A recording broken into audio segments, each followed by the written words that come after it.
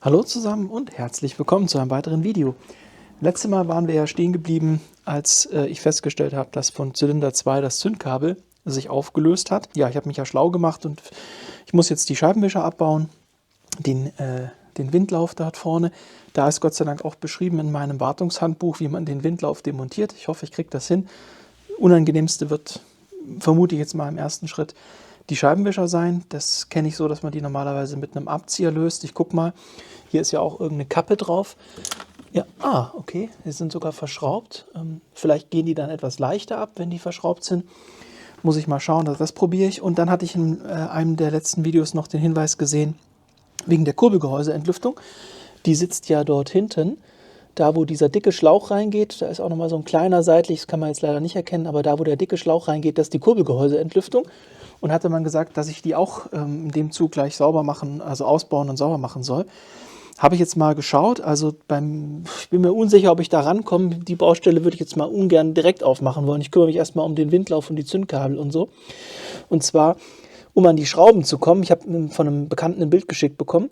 Das sind jeweils 2 Schrauben auf jeder Seite. Und ja, hier ist irgendwie so ein Adapterstück von, ich denke mal, das ist irgendwas mit Öl oder so, weil ich denke mal, das wird der Drucksensor fürs Öl sein, der erkennt, wie viel Öldruck wir haben, vermute ich jetzt mal, ja. Und der ragt so ein bisschen über die Position, wo die Schrauben sich befinden. Das heißt, da drunter, noch ein ganzes Stück da drunter, müsste ich jetzt mit einem Vielzahn hin, um die 2 Schrauben zu lösen. Die eine kriege ich wahrscheinlich los, weil die weiter hinten sitzt, aber die vordere wüsste ich nicht, wie ich da hinkommen soll. Und auf der anderen Seite, das kann ich jetzt leider nicht sagen, ich habe es mit dem Endoskop mal geschaut. Da ist es so, dass auf der anderen Seite nochmal so ein Hitzeschutzblech drüber geht. Dann läuft da diese Kühlmittelleitung. Also da weiß ich auch nicht, da fehlt mir die Fantasie, wie ich da hinkommen soll. Ich habe mit dem Handy mal Fotos gemacht, die blende ich euch ein. Und dann auch das Originalfoto, was ich vom Bekannten bekommen habe, wo die Kurbelgehäuseentlüftung sitzen soll und wie sie befestigt ist. Aber ich sehe jetzt aktuell, ohne da nicht nochmal mehr zu zerlegen, keine einfache Möglichkeit, da ranzukommen. Das heißt, ich würde das erstmal pausieren. Wichtig ist ja auch, dass ich jetzt das Auto überhaupt mal wieder ans Laufen bekomme. Ne? Jetzt haben wir ja einen Zustand, wo ich sozusagen verschlimmbessert habe. Jetzt läuft es ja nicht mal mehr, weil das Zündkabel kaputt ist. Bedeutet, ich hätte gesagt, kümmere mich jetzt erstmal um die Baustelle hier mit dem Windlauf. Schaue, dass ich dann irgendwie an die Zündkabel rankomme und die Zündbox. Guck, was für eine Zündbox das ist. Bestelle mir die neue Zündbox, tausche dann die Zündbox und die Zündkabel. Baue alles wieder zusammen und schaue erstmal, ob er noch läuft. Und wie gesagt, ich will jetzt hier auch nicht, dass ich das ganze Auto zerrupfe. Ein Kollege hat sich für Mitte April angekündigt, wo ich ihm helfen soll mit seinem Turbolader. Da brauche ich auch die Bühne. Deswegen habe ich jetzt tatsächlich so ein bisschen Zeitdruck. Ich packe euch jetzt in den Zeitraffer. Mal schauen, wie gut oder schlecht das hier läuft mit der Demontage des Windlaufs.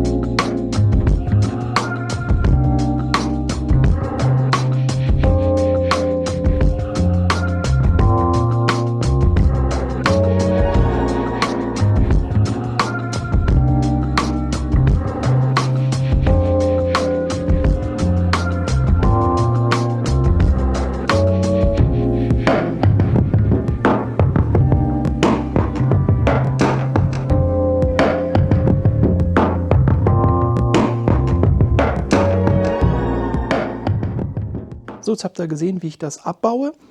Zur Erklärung, warum habe ich das dort oben abgeklebt? Laut meinem Reparaturleitfaden soll man das machen, wenn man die Scheibenwischer demontiert, damit man später wieder die Ruheposition findet. Und dafür soll man sich eben einen Klebestreifen machen, der sozusagen die Unterkante simuliert. Und wenn ich die dann später wieder ansetze, setze ich sie so an, dass sie eben genau bündig mit diesen Klebestreifen sind. Dann sollte die Position passen, verständlicherweise. Das war das eine. Ansonsten habt ihr ja gesehen, ich habe nur noch 2 von diesen Verriegelungsdingern gehabt unterhalb von dieser Gummilippe. Die müsst ihr ja so ein bisschen hochnehmen, um an diese Verriegelungen ranzukommen. Wie sehen die Verriegelungen aus? Ich habe die Teile jetzt hier runtergelegt.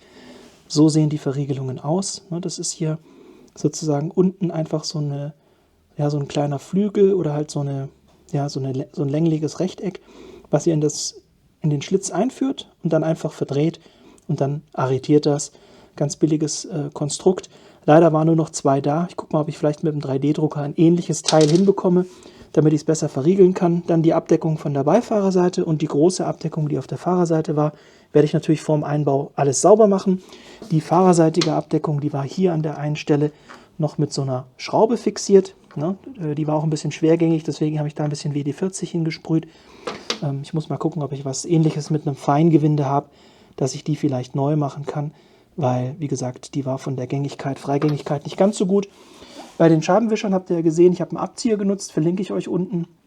Laut Reparaturleitfaden zeige ich euch auch gleich, kann man es auch ohne Abzieher schaffen, aber der Reparaturleitfaden weist eben auch darauf hin, im Zweifel einen Abzieher nehmen und Ast lösen, 2 Umdrehungen, also 2 volle Umdrehungen die Mutter lösen, dann mit dem Abzieher drunter und das rausholen. Ansonsten alternativ könnte man es wohl auch, wenn man keinen Abzieher hat, einfach raushebeln. Ich habe es probiert mit der Hand, wollte aber auch nicht zu viel Druck aufwenden, nicht, dass ich es verbiege. Hat nicht geklappt, deswegen habe ich einen Abzieher genommen, hat funktioniert. Aufbau ist Unterlegscheibe, Mutter, Abdeckkappe. Das ist der von der Beifahrerseite. Hier drüben haben wir den von der Fahrerseite und ihr seht schon, da fehlt die Unterlegscheibe oder sie hängt hier noch fest. Nee, da ist sie nicht, also sie fehlt. Da werde ich auch in meinem Sortiment gucken, ob ich sowohl so eine passende Unterlegscheibe als auch eine neue Mutter habe und das dann ersetzen. Unterlegscheibe finde ich sicher, Mutter muss ich gucken. Das war der Gummi, der war sozusagen vorne aufgeklipst an der Kante. Bedeutet, hier auf dieser Kante ist der Gummi gesessen. Den müsst ihr halt auch wegnehmen.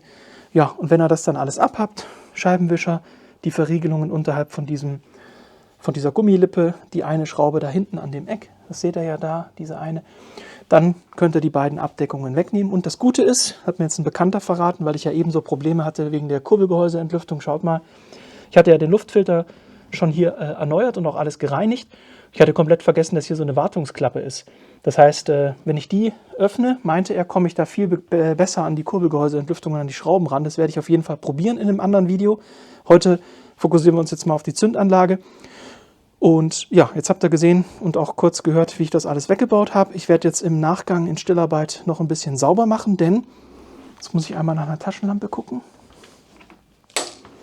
Wenn ich jetzt hier auf der Fahrerseite schon dran bin, das hier ist die Beifahrerseite und jetzt schaut mal da rein, wie schön sauber das ist. Ja, weil da hatte ich nämlich alles schon gereinigt, als ich hier den Luftfilterkasten erneuert habe. Und ja, da drüben auf der Fahrerseite war ich noch nicht. Das werde ich jetzt aber heute in Stillarbeit machen. Das zeige ich euch dann am Ende noch kurz. Schaut mal, wie dreckig das ist. Das werde ich also raussaugen. Auch hier den ganzen Kram werde ich raussaugen und das dann entsprechend sauber machen, damit das ordentlich aussieht. Und das Wichtigste ist tatsächlich da hinten, diesen einen Stecker habe ich jetzt schon abgesteckt. Das ist der Stecker von der Zündbox. Die Zündbox sitzt da hinten, da ist der Gegenpart von dem Stecker. Wie ich die da rausbekomme, muss ich noch gucken, aber zumindest kommt man jetzt einigermaßen ran oder sieht sie zumindest. Jetzt schaue ich erstmal, dass ich die richtige Zündbox für den Stecker finde, dass ich mir die neu bestelle, dass wir das im nächsten Video gemeinsam wechseln können. Das heißt, im nächsten Video wechsle ich dann die Zündbox und erneuere die Stecker und will mich dann auch um das Thema Kurbelgehäuseentlüftung kümmern. Und im heutigen Video, wie gesagt, ging es erstmal darum, das alles vorzubereiten, damit ich weiß, welche Teile ich brauche. Und bezüglich Teile und Anleitung schauen wir nochmal kurz an die Werkbank. Dann kann ich euch die Infos im Reparaturleitfaden nochmal zeigen, als auch die neuen Zündkabel, die ich bestellt habe und die auch schon da sind. So, jetzt sind wir hier am Reparaturleitfaden und wie ich es eben auch schon beschrieben habe, der erste Schritt ist eben hier diese Gummilippe abzuziehen und danach dann die Scheibenwischerarme zu demontieren, habe ich euch ja beschrieben. Dann hat man hier noch so eine kleine Schraube, die habe ich euch ja auch gezeigt, die müsst ihr lösen. Und ansonsten sind es nur noch diese Verriegelungsstifte, Bei mir waren, wie gesagt, nur noch 2 drin und dann könnt ihr den Kram rausnehmen. Ansonsten, neue Zündkabel habe ich schon bestellt. Die muss ich dann nur noch beschriften, dass ich weiß, welches Zündkabel für welchen Zylinder ist. Und ja, dann sind wir eigentlich im nächsten Video bereit, hier drüben uns der Geschichte zu widmen. Kurbelgehäuse, Entlüftung und Zündbox und Zündkabel. Ich hoffe, dass wir das dann im nächsten Video auf einen Rutsch hinbekommen. Ich versuche es aber auch gut vorzubereiten. Jetzt würde ich mich erstmal nochmal daran machen, da hinten die Schmuddelecke so ein bisschen sauber zu machen und euch das Ergebnis dann zu zeigen. Und dann wird es im nächsten Video mit den konkreten Schritten weitergehen. Wie gesagt, Teile habe ich euch oder verlinke ich euch alle unten. Den Abzieher. Ich gucke mal auch, dass ich die Zündkabel und sowas dann verlinke. Ja, und gleich geht es weiter, wenn ich euch das Endergebnis vom geputzten Zustand zeige. So, ich habe jetzt in Stillarbeit hier ein bisschen sauber gemacht. Ich denke, man sieht den Unterschied. Ich versuche euch das jetzt mal zu zeigen. Also hier an der Seite habe ich auch schon geputzt. Ihr seht auch jetzt um den Dom herum ist sauber. Es ist nicht Neuwagen-Look, aber es sieht schon viel besser aus. Auch wenn wir hier reingucken, schaut mal, der ganze grobe Dreck ist jetzt weg. Ich habe erstmal ausgesaugt und dann mit einem Tornado, zeige ich euch gleich, und einer Reinigungsmischung mit so Öl und Gedönsentferner und ein bisschen destilliertem Wasser. Es ist leider einfach immer schwierig, das einzufangen mit der Kamera. Aber ihr seht auch da unten die Ecke. Die ist jetzt auch deutlich sauberer. Wie gesagt, diesen letzten Schnotter kriege ich irgendwie nicht weg, ne, den wir da noch sehen. Ich weiß nicht, woran das liegt. Ich versuche euch auch mal die Ecke hier zu zeigen. Ja. So, also hier ist jetzt auch deutlich sauberer, aber wie gesagt, ich kriege es leider nicht perfekt hin. Ja, also es sind immer noch so leichte Rückstände, aber ich komme auch mit so gut wie nichts hier rein. Und dass hier jetzt überhaupt so viel Platz ist, liegt daran, dass ich die Hupe oder das Alarmhorn oder was auch immer das ist, ausgebaut habe. Deswegen ist da jetzt auch gerade ein Stecker lose. Das ist dieser hier, der gehört nämlich zur Hupe-Alarmhorn. Ich vermute mal, dass das Alarmhorn ist von der Alarmanlage oder irgendwas. Ja, den musste ich auch noch ausbauen, weil der hier so im Weg war. Ich zeige euch den mal auf der Werkbank, den muss ich jetzt gleich wieder einbauen. Bevor ich alles wieder zusammenbaue, werde ich hier unten noch ein bisschen Wachs rein spritzen, nur ein bisschen, einfach um sicher zu gehen, dass da keine Korrosion entsteht. Noch sieht es gut aus, aber wie gesagt, jetzt habe ich ja den Dreck weggemacht, jetzt spritze ich da noch ein bisschen Wachs rein. Und jetzt zeige ich euch an der Werkbank, was ich dafür noch ausbauen musste, damit ich da überhaupt Platz habe. Achso, und vorher kann ich euch noch den Tornado zeigen. Verlinke ich euch auch gerne unten in der Videobeschreibung, finde ich super. Hat hier vorne so einen rotierenden Schnorchel, das heißt, der zerstäubt hier Flüssigkeit. Da habe ich jetzt so Teilreiniger drin mit destilliertem Wasser gemischt. Die Menge des Wassers könnt ihr hier über das Ventil variieren, also wie viel Feuchtigkeit oder Flüssigkeit da zugemischt wird. Und dann einfach an den Druckluftanschluss von eurem Kompressor anschließen. Und dann jagt er da ordentlich mit Druck und Feuchtigkeit, macht er da die Sachen sauber. Ich finde das ein cooles Werkzeug, vor allem an so Ecken, wo man eben mit einer Bürste oder so nicht hinkommt. Oder auch mit der Hand. Da kann man dann mit den Tornado reinhalten und dann löst sich da auch der Dreck. So, was habe ich noch ausgebaut? Hier diesen Halter. Der sitzt so am Dom dran. Ist gehalten hier mit den beiden Muttern. Diesen beiden. Um die Muttern zu lösen, braucht ihr eine 10er Nuss.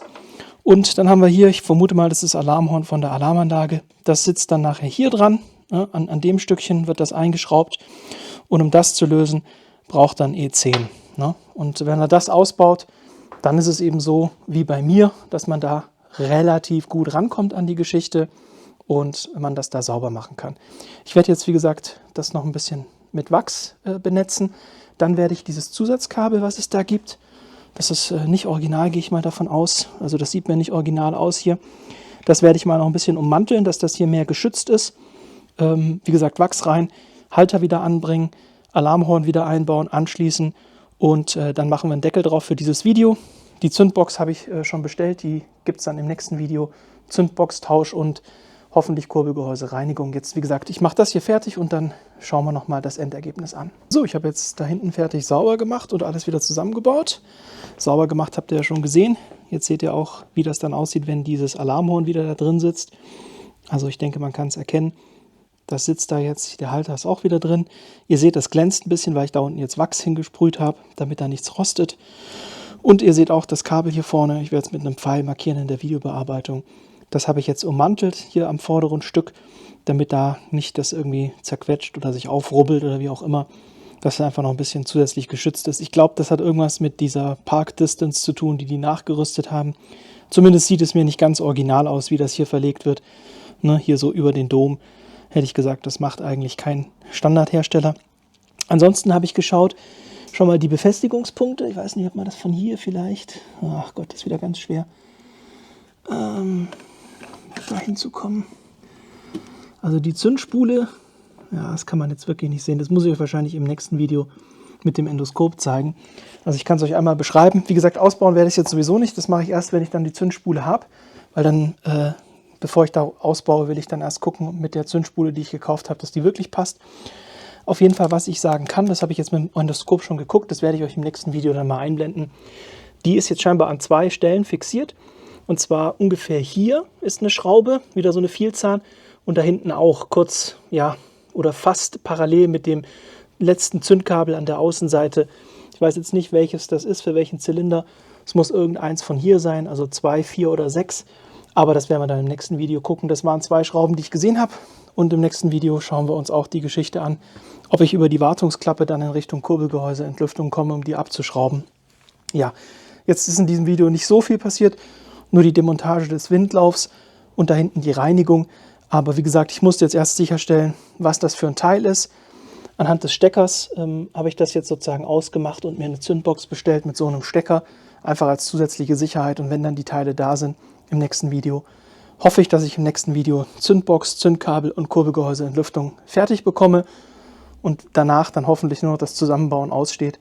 Tut mir leid, dass das alles so ein bisschen eskaliert ist. Ich hätte es auch gern kürzer und knackiger gehalten, aber es ist, wie es ist. Ich kann es nicht ändern und es macht aus meiner Warte jetzt keinen Sinn, einfach nur die Kabel zu tauschen, weil jetzt habe ich den ganzen Aufwand schon betrieben. Jetzt mache ich auch die Zündbox neu, einfach nur um sicher zu gehen. Nicht, dass die dann kurz danach ausfällt, weil ihr irgendwie weil ihr die gesamte Gemengelage dann irgendwie nicht gefällt oder was weiß ich. Manchmal ist es ja so, Technik funktioniert einwandfrei und kaum fasst man irgendwas an, geht irgendwas anderes kaputt.